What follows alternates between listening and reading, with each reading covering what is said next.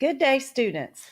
This is Ms. Cowart, and in this tutorial, I am going to go over how to edit your work when you're in the process of creating a spreadsheet. Now, at this point, we've gotten all of our information jotted down here, but we need to step back and look at our table. You should always do that whenever you're doing a project. Periodically, step back and look at what you're creating and check it for several things. First thing you're going to want to check it for is clarity. Is your information clear and easy to read? The second thing, is it legible? Can you read it? You just want to make your information as easy to read as possible for anyone who's looking at the information that might not have been involved in the planning process. Lastly, you're going to want to make sure that your project is aesthetically pleasing, and that means that it looks good.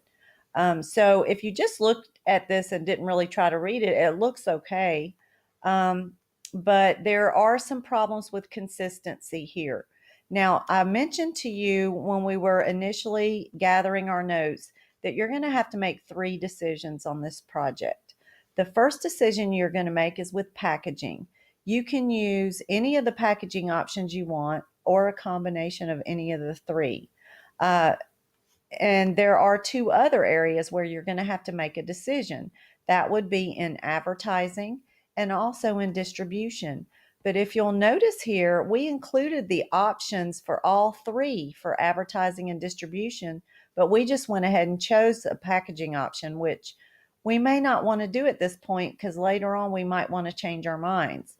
So why don't we insert some rows here and go ahead and put all 3 packaging options. Now, I watch students all the time in creating spreadsheets, and they'll forget something way up here up top, and they'll delete all of their work and redo it. So I'm going to say no, no, no to that and show you a tip and a trick how you can insert some rows up here and then just add the information in. So we're going to click on packaging here, row 2. Make sure the whole row is highlighted in blue. Right click and insert a row below.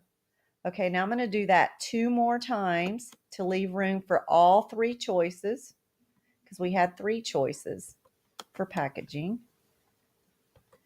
And I'm going to go ahead and enter the information. I'm going to delete this cost we put in here because we may not only choose that one. So let's put a 3-inch box here.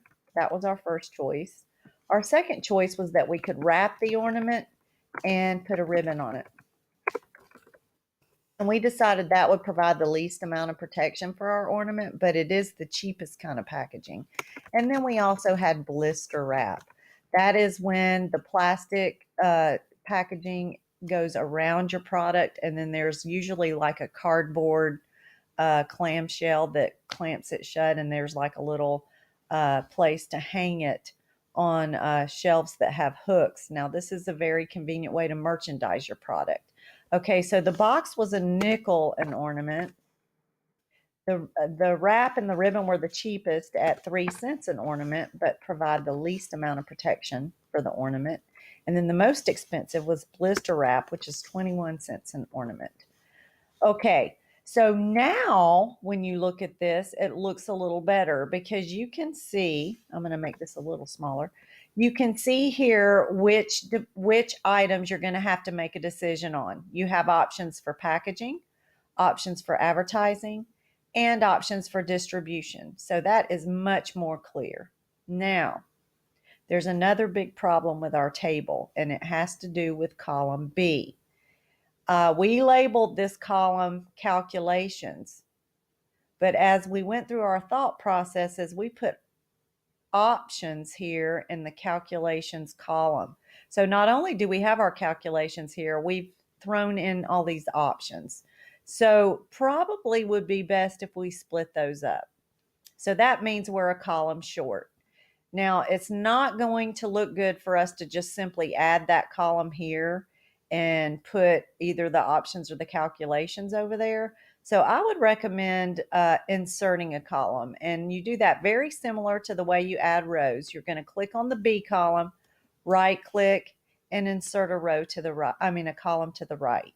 And that gives you room to then actually, I'm going to Control X for calculations and Control V. I'm going to put my calculations next to the cost because that flows better. And then I'm going to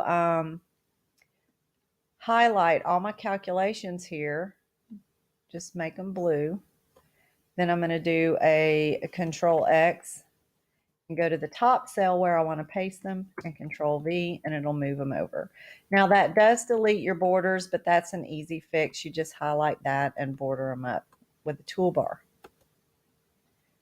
Okay, so we do have one other calculation down here. I would recommend just putting 10% of sales price right here. We don't know the sale price yet, so we can't put that figure in, can we? Okay, so now we want to label this, and I think we said this would be, we want to make it bold like the others. These are our options, so we're going to put options because decisions have to be made there. Okay, so this was our tips and tricks day on how to analyze our layout and to do edits quickly and to make our work look better. I hope this was helpful to you. Please make the changes to your table, and then you are ready to move on to the next tutorial where we're going to actually enter in the rest of our costs. Oh my goodness, I forgot to do one more thing. I wanted to show you how to format the numbers in a column because we know all of this is money or currency, but that's not actually clear here because some of these have 2 decimals and then our full dollar amount doesn't have any decimals on it. So what we want to do here is to highlight the column, and you can either go under Format Number and choose it to currency, or you can actually just go to your toolbar and click the $sign and it'll change that up for you. Now we have a nice table. Sorry, I almost forgot about that. So go ahead and make your table look like this and then move on to the next tutorial. Thanks, guys.